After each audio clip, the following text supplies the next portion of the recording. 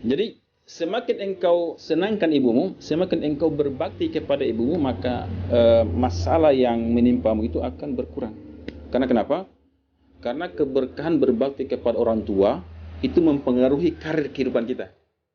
Kehidupan kita akan berkah, termasuk kesehatan, ya, kebahagiaan, termasuk dimudahkan urusan-urusan, termasuk urusan jodoh, urusan rezeki, gitu ya, urusan pergaulan masyarakat, begitu ya. Ya alhamdulillah masih ada ibumu. Ya kalau bapakmu kan ya sudah almarhum, ya sudah meninggal, rahimahullah. Semoga Allah memberi rahmat kepada ayahmu yang di alam kuburnya, semoga Allah meluaskan kuburnya.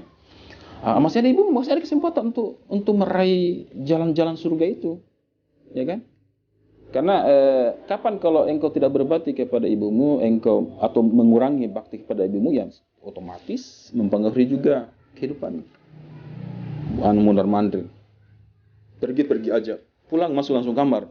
Itu enggak wajar kalau kau sakit. Wajar kalau kamu sakit itu. Yang semestinya adalah begini. Yang semestinya dengan kondisi sakit kamu gini, kamu masih obat kamu itu sama ibumu. Obatmu itu sama ibumu. Kalau mau keluar dulu, minta doanya ibumu. Enak mau ke Kendari. Kau berani tak kalah. Tapi kau minta itu kepada ibu, doa keberkahan, kau peluk ibumu, kau cium, baru keluar. Begitu pulang, kau bucu kali dekat sama kamu. Kau langsung besok kamar. Pulang itu cari ibumu dulu di dapur kah gitu. Jangan dulu masuk kamar. Seperti itu. Ibumu kan akan senang gitu. Alhamdulillah anak kasih. Dia merasa diperhatikan oleh anaknya, maka ibumu dia akan senang. Ibumu akan senang. Ibumu ridho. Ketika dia ridho, maka Allah ridho kepadamu. Ridhollahi fi ridhol walidain wa sakhatullahi fi sakhatil walidain. Ridhonya Allah itu bergantung pada ridho orang tua, dan murkanya Allah bergantung pada murkanya orang tua. Kalau ibumu sudah senang, ingat ya. Kalau ibumu senang, ibumu semacam itu bergumam cuy. Payanoku alhamdulillah kasih anakku kasih mengertikan aku, ulihkan aku kasih dia perhatian sama aku. Ketika ibumu dia bergumam begitu, maka Allah ridho, turunkan rahmatnya kepadamu. Allah akan turunkan sakinah kepadamu. Allah akan turunkan rasa jiwa yang tenang. Ingat ya, jiwa tenang dengan bahagia itu berbeda. Kalau jiwa tenang itu artinya sakinah. Kalau sakinah itu sudah tentu bahagia. Tapi kalau bahagia belum tentu sakinah. Bagaimana Pak Guru? Kalau bahagia belum tentu sakinah. Orang-orang kafir ya bisa bahagia, mereka bisa bahagia banyak duitnya kan. Tapi belum tentu sakinah. Tapi kalau sakinah sudah tentu bahagia. Ya, sakinah meskipun hanya uang, hanya duit Rp1.000, tapi kalau Allah tenangkan jiwanya, dia akan bahagia. Daripada orang yang uangnya bertumpuk, ya miliaran, tapi tidak tenang. Dia bahagia dengan uangnya, tapi jiwanya tidak tenang. Gitu ya. Gitu ya. Ini harus dipahami. Ya, bersyukur masih ada ibumu. Bakti kepada ibumu, dan itu adalah jalan-jalan kemudahan surga bagimu. Kemudahan surga berarti termasuk kemudahan kesehatanmu. Untuk kesembuhan penyakitmu. Kayak mampu, tidak usah terlalu banyak cari obat. Apa yang harus dicari? Harus cari dukun, cari orang pintar. Itu na'udzubillah min dzalik. Selain itu Nabi juga melarang untuk berobat ke dukun ya. 40 hari ibadahnya tidak akan diterima kalau kita mencari orang pintar, istilahnya orang dukun, atau pergi karena bisa di Ondo. Na'udzubillah min dzalik ya. 40 hari enggak akan diterima ibadah kita. Itu karena kesyirikan itu, mendatangi dukun itu kesyirikan. Padahal Islam sudah mengajarkan ya, betapa banyak penyakit bisa disembuhkan dengan amal kita. Ya, bisa disembuhkan dengan amal kita. Saya kemarin menterapi pasien yang setelah saya diagnosa, maka saya bilang, ya obat tuh nggak usah cari di luar, obat tuh ada di dalam rumah. Yaitu apa? Kau harus berbakti kepada suamimu, dia kan istri. Kau berbakti kepada suamimu, kau harus senangkan suamimu, kamu harus cantik di depan suamimu. Ya, kalau seperti kamu kan sebagai laki-laki ya, ingat ya laki-laki harus selalu mengutamakan orang tuanya, sekalipun nanti kamu sudah punya istri. Ya, besok kalau kamu sudah menikah, tetap kamu harus utamakan ibumu daripada istrimu. Karena kita laki-laki. Beda dengan perempuan. Perempuan setelah menikah, maka dia utamakan suaminya, baru orang tuanya. Bagaimana Pak Guru? Ya, seperti itu ya. Jadi perlu pahami ilmunya ini, supaya nanti besok-besok tidak makan hati.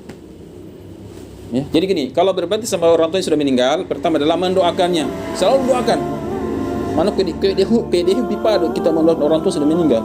Mana istilah itu deraci Bu? Tapi kan dalam Islam kalau mendoakan orang tua itu meracibukan orang tua itu maksudnya adalah mendoakannya orang tua setiap saat. Rabbighfirli wali walidayya warhamhuma kama rabbayani shaghira. Setiap ingat orang tua langsung doakan itu, tidak mesti harus duduk baru, enggak mesti begitu. Kan sudah Al-Quran kan sudah perintahkan, sudah memberikan contoh doa mendoakan orang tua. Rabbighfirli, disingkat saja, tidak panjang-panjang. Rabbighfirli wali walidayya warhamhuma kama rabbayani shaghira. Begitu.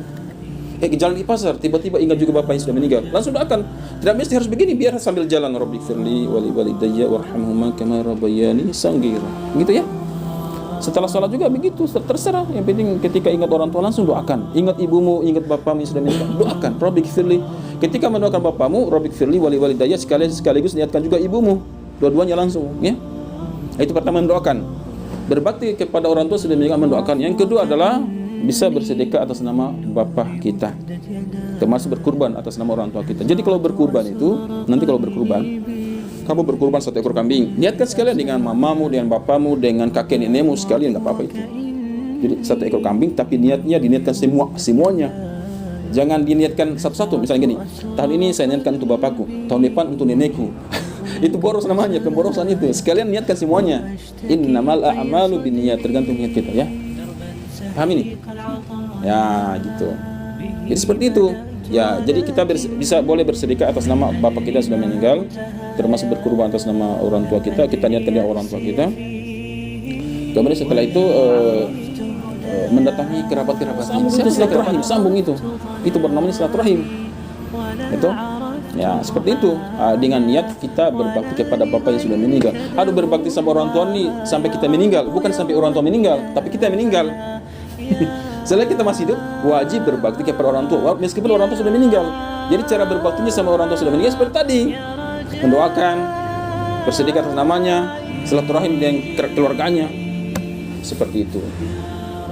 Paham ya? Ya, ibumu masih hidup, alhamdulillah, kesempatan emas, kau senangkan ibu. Paham ini? Ya. Jadi kalau mencium ibu itu berapa kali sih? Mungkin kebiasaan orang Indonesia 2 kali setahun, itu terlalu durhaka kita. Mestinya mencium itu setiap hari. Setiap hari itu. Ya kan harus setiap hari ya. Kalau paham ya? Bagaimana, sudah segar toh? Semangat toh? Sudah enakan perasaan toh? Itu. Jadi amalkan ini ya, amalkan ya. Kalau engkau amalkan maka insya Allah engkau akan menjadi manusia yang beruntung. Terus. Nanti kita semacam apanya. Nanti kita lihat lagi nanti misalnya saya harapkan gini, yang saya harapkan itu kamu harus serius lah ya. Kalau misalnya kamu punya masalah, konsultasi lah ya. Kalau tidak mau konsultasi ya curhatkan kepada Allah. Itu aja ya.